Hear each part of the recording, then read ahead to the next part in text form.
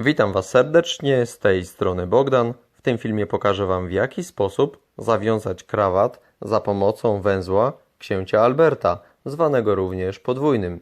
Dlaczego podwójnym? Zaraz zobaczycie.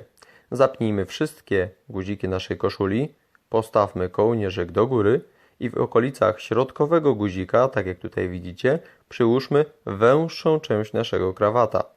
Następnie nałóżmy na węższą część szerszą część krawata i chwyćmy palcami. Teraz wykonamy pierwsze przełożenie szerszej końcówki krawata wokół węższej. Zobaczcie. Od tyłu przekładamy wokół węższej końcówki. I od razu wykorzystujemy dwa palce do tego, aby uformować otwór, który na samym końcu będzie dla nas bardzo istotny. Im większy, tym lepszy. Teraz przełóżmy drugi raz szerszą końcówkę krawata wokół węższej i powstał otwór taki podwójny, dwuwarstwowy. To nazywają się poprzeczki, poprzeczka tylna i poprzeczka przednia. Czyli mamy otwór.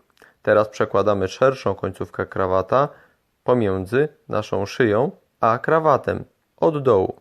Wkładamy szerszą końcówkę krawata w otwór, który zrealizowaliśmy za pomocą naszych dwóch palców.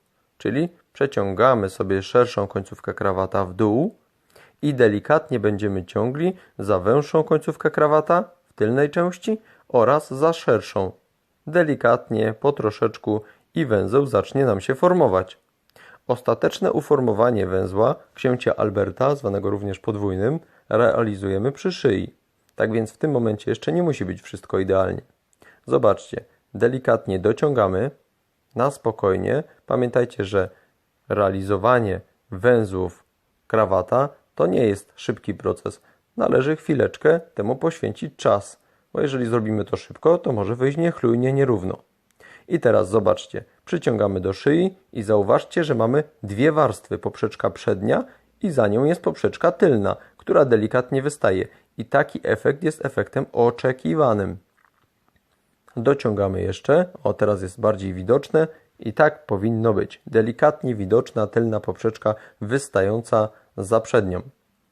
Zakładamy sobie teraz kołnierzyk na miejsce, dociągamy, palcami możemy jeszcze doformować nasz węzeł i zwróćmy uwagę, że końcówka krawata może sięgać maksymalnie i oczywiście idealnie, żeby tam sięgła, do środka klamry naszego paska.